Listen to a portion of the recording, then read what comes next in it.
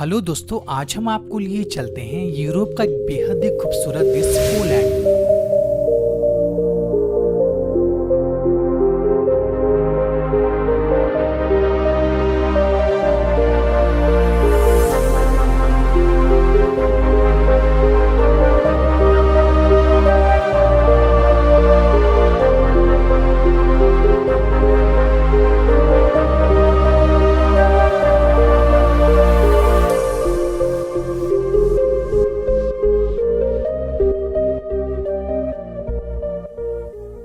दोस्तों, पोलैंड मध्य यूरोप में बसा एक विकसित देश है।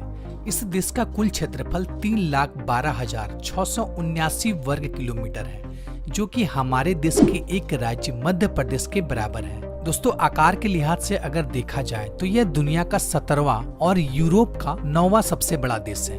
दोस्तों, पोलैंड देश अपनी सीमाओं को कुल 7 देशों से साझा करती है। इसकी पूर्वी सीमा बेलारूस और यूक्रेन के साथ, पश्चिमी सीमा में चेक गणराज्य और जर्मनी के साथ, उत्तरी सीमा में रूस और लुथानिया के साथ तथा दक्षिणी सीमा स्लोवाकिया देश के साथ जुड़ी हुई है। दोस्तों, इस देश की राजधानी वार्सा है, जो कि पोलैंड का सबसे बड़ा शहर भी है। लगभग 4.25 करोड़ आबादी वाला यह देश जनसंख्या के लिहाज से विश्व का 37वां और यूरोप का 8वां सबसे बड़ा देश है।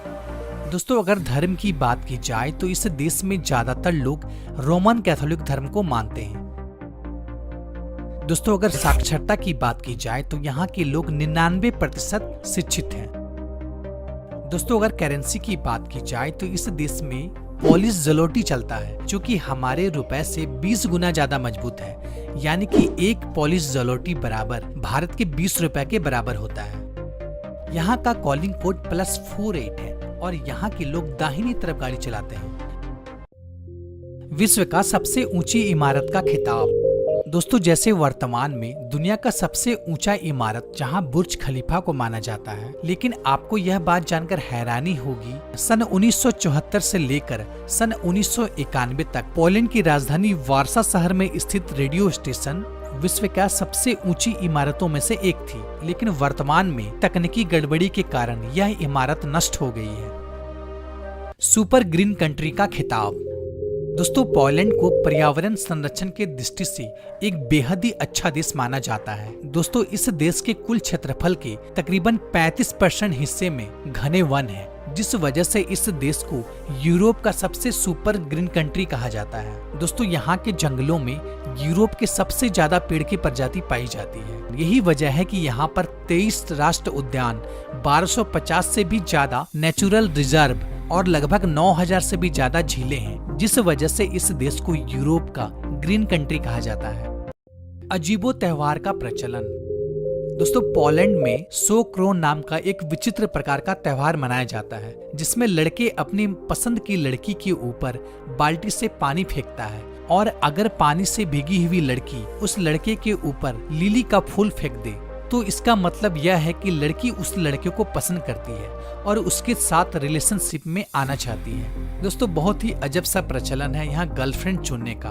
आपको क्या लगता है, ऐसा त्योहार हमारे देश में होना चाहिए? हमें कमेंट करके जरूर बताएं। वार्सा लड़कियों का शहर। दोस्तों, पोलैंड की राजधानी वार्सा को लड़कियों का शहर भी कहा जाता है, क्योंकि इस शहर में पोलैंड की किसी भी अन्य शहरों के तुलना में सबसे ज्यादा कुंवारी लड़की रहती है। लेकिन सबसे मजे की बात यह है ना कि इनमें से ज्यादातर लड़कियों का बॉयफ्रेंड नहीं होता है। अब आप भला यह सोच रहे होंगे, यंग लड़की और बॉयफ्रेंड ना हो, ऐसा तो हो ही नहीं सकता। लेकिन दरअसल बात यह है कि इनमें से ज्यादातर लड़कियां आसपास के देशों से यहाँ पढ़ने के लिए आती है और इनका ज्यादातर समय पढ़ाई में ही निकल जाता है, जिस वजह से यहाँ पर ज्यादातर लड़कियों का बॉयफ्रेंड नहीं होता है। पोलैंड की जनसंख्या वृद्धि बेहद कम। दोस्तों, द्वितीय विश्व युद्ध के प्रारंभ में जर्मनी ने पोलैंड पर आक्रमण कर यहाँ के लगभग 40% आबादी को मौत के घाट उतार दिया गया था, जिस वजह से पोलैंड की आबादी औसत स्तर से भी काफी नीचे चल गई है। दोस्तों, यही वजह है कि यहाँ की जनसंख्या वृद्धि काफी धीमी है। साथ ही पोलैंड की लड़कियां शादी तो कम उम्र में करना चाहती हैं, लेकिन बच्चे पैदा करना नहीं चाहती। क्योंकि पोलिश महिलाओं का ऐसा मानना है कि बच्चे पैदा करने से उनकी शारीरिक ढांचा खराब हो जाएगी। दोस्तों यही वजह है कि यहाँ के शादीशुदा महिलाओं में लगभग 40% महिलाएं निसंतान हैं और बाकी बचे महिलाओं के अगर बच्चे हैं तो केवल एक ही है। दोस्तों ऐसा माना जाता है कि पोलैंड की महिला अपने जिस्म की खूबसूरती को बहुत ज्यादा महत्व देती है। यही कारण है कि यहाँ की जनसंख्या दिन प्रतिदिन घटती जा रही है, जो कि पोलैंड के विकास में एक बहुत बड़ा बाधा है। दोस्तों यही वजह है कि यहाँ के लोगों को ज्यादा से ज्यादा बच्चे पैदा करने का सरकार के द्वारा प्रोत्साहन किया जाता है। दूसरा बच्चा लेने पर सरकार की तरफ से ढेर सारी सुविधा एवं गिफ्ट भी दी जाती है। महान खगोल शास्त्री का जन्मस्थल। दोस्तों पोलैंड के कार्को शहर में स्थित जिग्योलियन विश्वविद्यालय यूरोप का सबसे प्राचीन विश्वविद्यालय है। सन 1364 में खुले इस विश्वविद्यालय में एक छात्र सन 1490 में पहली बार बताया था, हमारे सोलर सिस्टम का केंद्र पृथ्वी नहीं बल्कि सूर्य है और सभी ग्रह पृथ्वी के चारों ओर नहीं बल्कि सूर्य के चारों ओर चक्कर लगाती हैं। और यह छात्र और कोई नहीं दोस्तों, महान खगोलीय शास्त्र निकोलस कोपरनिकस थे।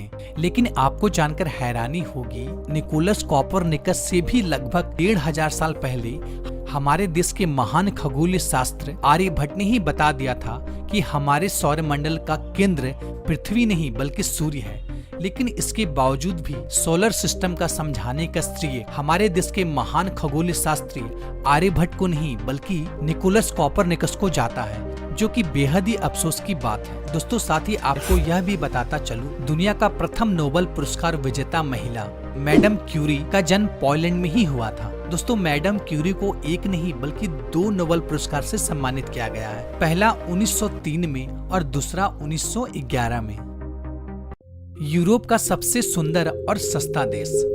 दोस्तों पोलैंड में ढेर सारी पुरातात्विक एवं ऐतिहासिक पर्यटक स्थल मौजूद हैं, जैसे कि खुदाई से निकला प्राचीन शहर वावेल रोवेल कोस्टेल, 2000 से भी ज्यादा झीलों का समूह मसूरियन लेक, यहाँ के ऊंचे ऊंचे पर्वत श्रृंखलाएं, कई सारे फेमस रिजॉर्ट और बाल्टिक सागर जैसे कई शानदार दर्शनीय स्थल मौजूद हैं।